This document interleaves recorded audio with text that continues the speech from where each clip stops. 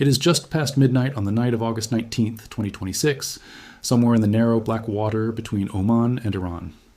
A line of oil tankers is moving through the Strait of Hormuz with no lights announcing them to the world, no public tracking data broadcasting their position, and no warning to the Iranian military watching from the coast just a few miles away.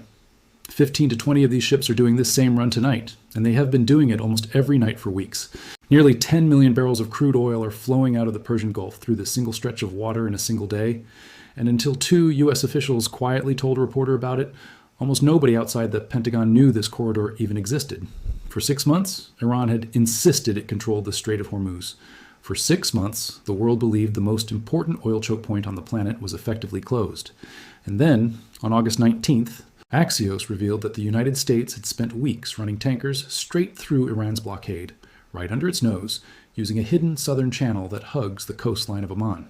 This is the story of how that corridor came to exist, how a regime that swore it owned this waterway lost the ability to even see what was crossing it, and why the next few weeks could decide whether the Islamic Republic can survive the economic war being waged against it.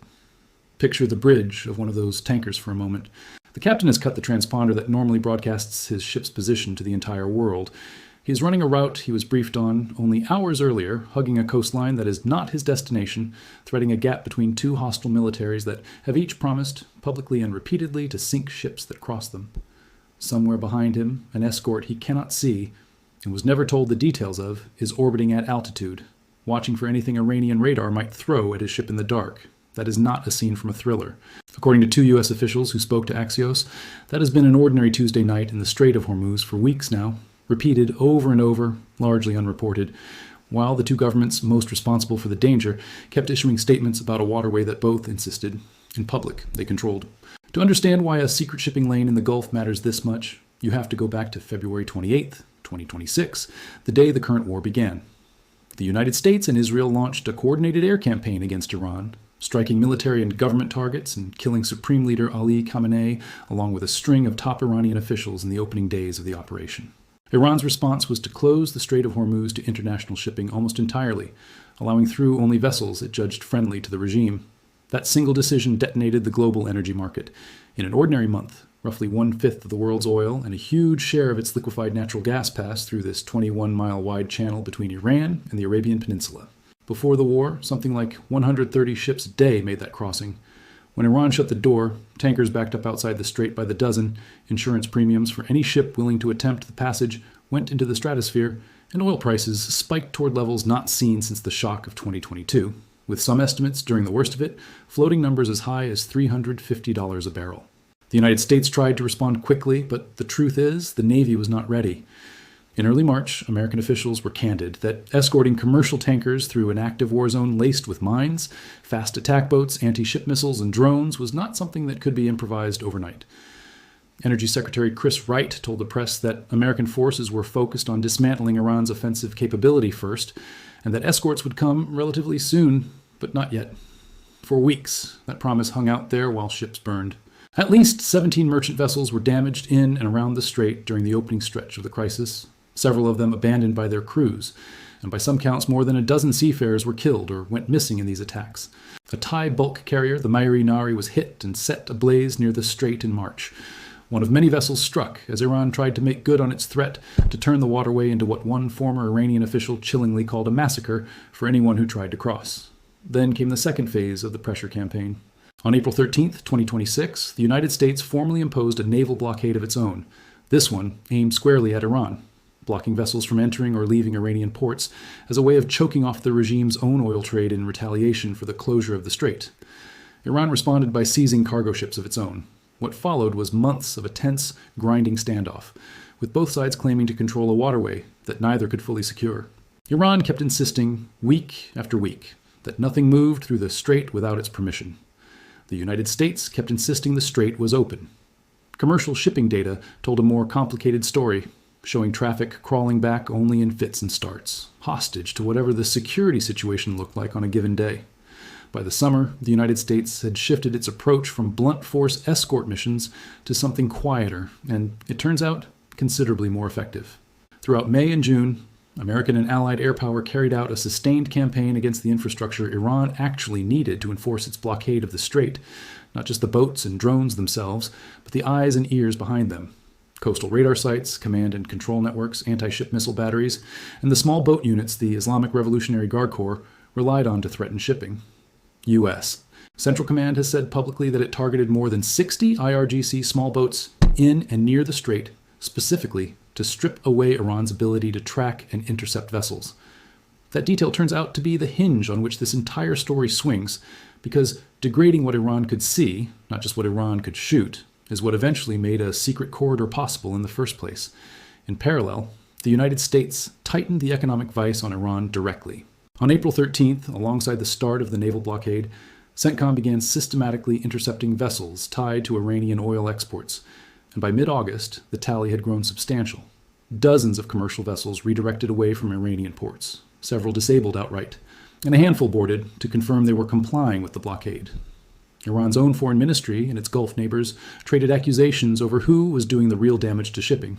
The United Arab Emirates, whose state oil company ADNOS had several of its own vessels attacked in the span of just 48 hours in mid-August, accused the Islamic Revolutionary Guard Corps outright of piracy, calling the targeting of commercial ships in the strait a direct threat to the entire region and a tool of economic blackmail.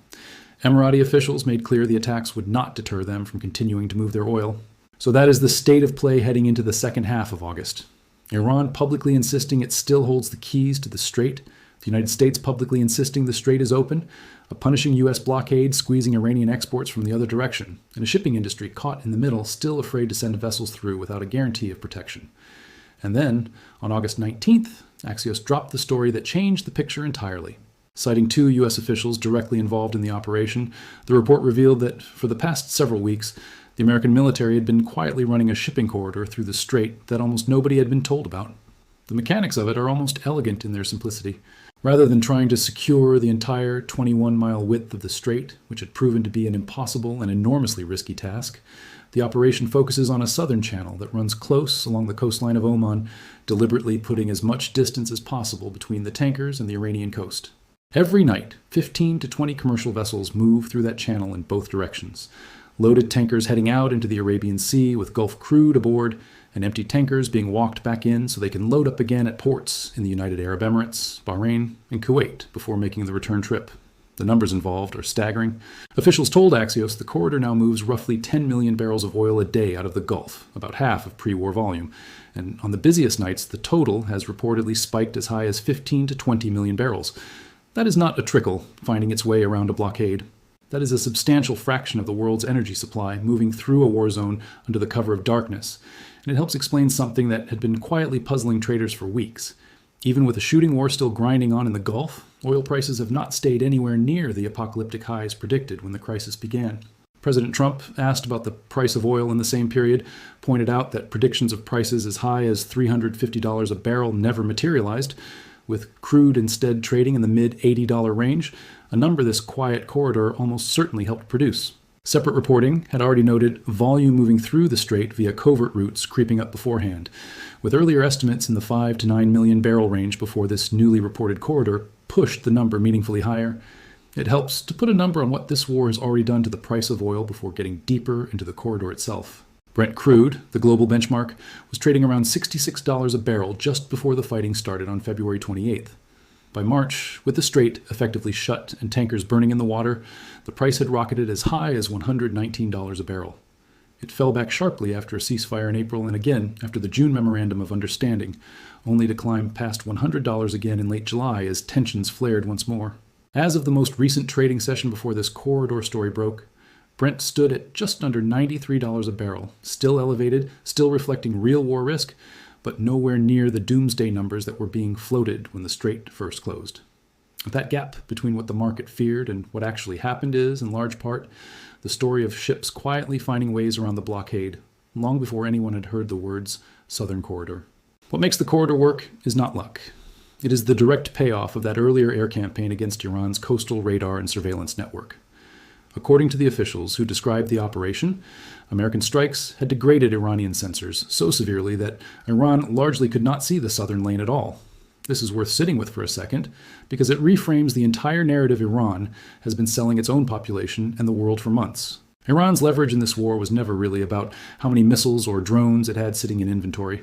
It was about fear and uncertainty, the idea that the Strait was simply too dangerous to use, that the Revolutionary Guard could strike any ship, anywhere, at any time.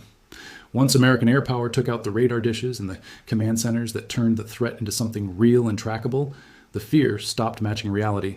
The Guard could still be what one U.S. official bluntly described as a nuisance out there. But nuisance is a very different thing from control, and control of the Strait was the entire foundation Iran's public messaging had been built on. The hardware protecting this operation is worth understanding, because it explains why Iran has struggled to respond even now that some information about the corridor has leaked. Central Command has released imagery in recent days showing F-16 fighting Falcons armed with advanced precision kill weapon system rockets, a 70mm unguided rocket retrofitted with a laser guidance kit. Purpose built for shooting down the kind of cheap one-way attack drones Iran has favored throughout this war. Those same fighters have been shown receiving fuel from KC-135 Stratotankers in the skies over the Gulf of Oman, keeping combat air patrols on station for hours at a time above the tanker convoys below. Layered above the fighters, long-endurance surveillance drones like the RQ-4 Global Hawk orbit at high altitude, feeding a wide-area picture of the Strait and its approaches down to the aircraft flying cover, while Aegis-equipped destroyers link into the same network, sharing radar tracks across the entire force in real time. The result is a single integrated picture where a fighter jet, a surveillance drone, an electronic attack aircraft, and a warship's radar are all effectively looking through the same set of eyes, something Iran's own degraded sensor network has no real answer for. Iran's public posture, meanwhile, has barely moved. Iranian officials continue to insist through state media that no vessel transits the Strait without their permission, and the regime has floated its own so-called Persian Gulf Strait Authority as a mechanism for asserting that control on paper, even as the shipping data tells a different story on the water. An informed official, cited by Iranian state media, has warned Washington against any further provocative action in the Strait, promising an immediate and decisive response to anything it judges a violation. Yet the gap between that rhetoric and what is actually happening at sea has become difficult to ignore. Data compiled from vessel tracking shows a clear and growing pattern of ships choosing to defy Iran's restrictions rather than the American-led framework, with researchers noting that a large majority of recent transits have shifted onto the Omani route specifically to avoid Iranian-controlled waters, some of them switching off their transponders altogether to move undetected and to conduct ship-to-ship transfers along the way. Whether Iran's forces genuinely cannot see this traffic or are simply unable to stop it without risking a wider war they cannot afford is a question with no clean answer. But the practical effect is the same either way. The Strait Iran spent 6 months calling closed increasingly looks like a Strait Iran no longer controls. The full picture, though, is messier than either side's talking points suggest, and a more honest accounting is worth giving here rather than pretending this is a clean American victory lap. Maritime intelligence firm Kepler tracked 236 vessels of all kinds transiting the Strait over the first 19 days of August, and of those, 83 openly declared themselves on the northern route hugging Iran's own coastline near Larak and Keshem Islands, the route Tehran insists on. Only a handful, a mere 3 ships, openly used the southern Omani route the United States has been protecting. The overwhelming majority, 148 vessels, more than 6 in 10, went dark, switching off their transponders entirely so nobody, American or Iranian, could say for certain which route they actually took. Analysts at KPLR and researchers at Chatham House both told reporters that this pattern of vanishing ships makes it genuinely difficult to say with confidence who controls the waterway right now, and one energy policy consultant went so far as to argue that Iran is not losing control under the current status quo at all, since so much of the traffic still appears to be quietly buying Tehran's cooperation through disguised cargo transfers and reflag documentation rather than defying it outright. Strip away the ships hiding their identity, though, and a telling asymmetry remains in the ones that do declare themselves. A full fifth of all oil and gas carriers openly ran the Iranian route despite Washington's blockade and despite President Trump's own threats, while barely any ships were willing to publicly snub Tehran by declaring the Omani route instead. However you read that, it suggests plenty of ship owners still fear angering Iran more than they fear defying the United States, even now. None of this has stopped the violence along both routes. The Emirati state oil company Adenos has disclosed that 15 of its own vessels have been struck by missiles and drones while transiting the strait since the war began, killing 1 crew member and injuring 20 others. And it notably has not assigned blame to either side, a reminder that Gulf shipping has been caught in a crossfire it did not choose. The United States, for its part, has not limited its aggression to Iranian coastal radar. In August alone, An American Navy helicopter fired Hellfire missiles at a Panama-flagged cargo vessel called the Vela Nova after accusing it of trying to break the blockade by running toward Iran's Karg Island terminal. And it fired on another tanker, the same way the previous month for ignoring repeated warnings. President Trump has also floated the idea of the United States effectively taking charge of the strait outright, and has gone as far as threatening to bomb Oman itself, the same country hosting the secret corridor's protective route, apparently to discourage Muscat from striking any independent deal with Tehran over joint management of the waterway.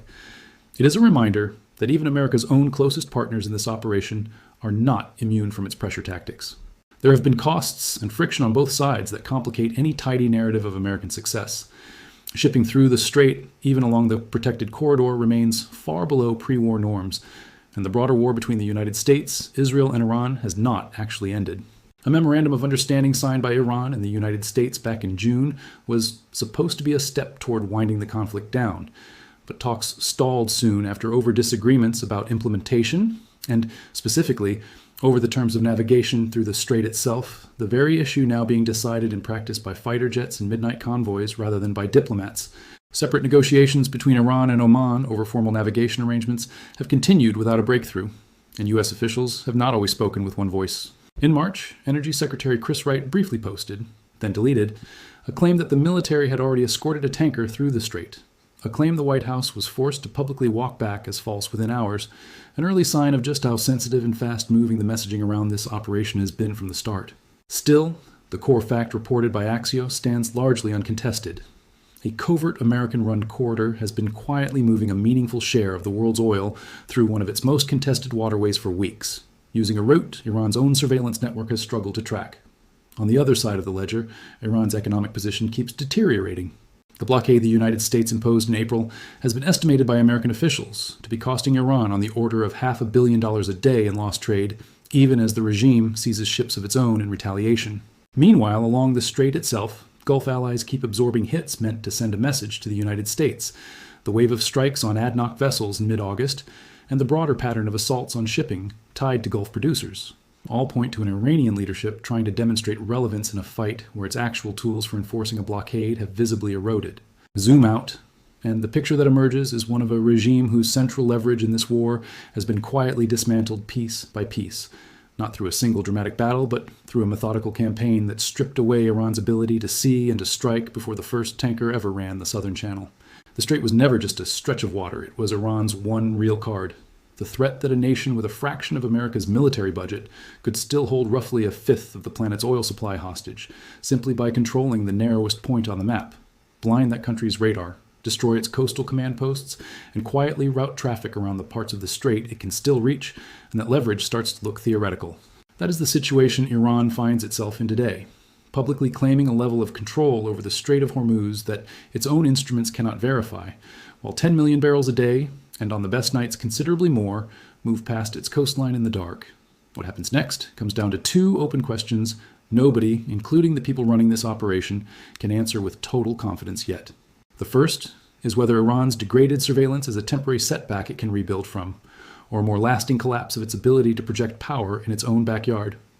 If Tehran reconstitutes even a fraction of its coastal radar and command network, the calculus behind this quiet corridor changes immediately, and every nightly convoy becomes a far riskier bet. The second is whether stalled diplomacy between Washington, Tehran, and Muscat can produce an actual settlement on navigation rights before something goes wrong at sea and reignites the shooting war at full intensity. A secret shipping lane protected by fighter jets and laser-guided rockets is not a peace deal. It is a workaround, an impressive one, but a workaround nonetheless. And workarounds have a way of running into trouble the moment the side being worked around finds a way to sea again. For now, though, the numbers speak for themselves. 15 to 20 tankers a night, up to 20 million barrels on the heaviest nights, moving through a waterway a regime insisted for 6 months it fully controlled, and doing it without that regime even knowing the ships were there until the story broke in the press. That is not a footnote in this war. For the moment, it might be the single most consequential development in it. There's also a human dimension worth not losing under all the tonnage figures and rocket specifications. Every one of those tankers has a crew aboard, ordinary merchant sailors who signed on for a normal shipping contract, and instead found themselves running a war zone gauntlet at night, with their locator beacons switched off on purpose. Vessels struck in this conflict have had crew members wounded or killed, and the seafarers still making these nightly transits know that a missile fired at the wrong ship in the wrong lane on the wrong night is a real possibility.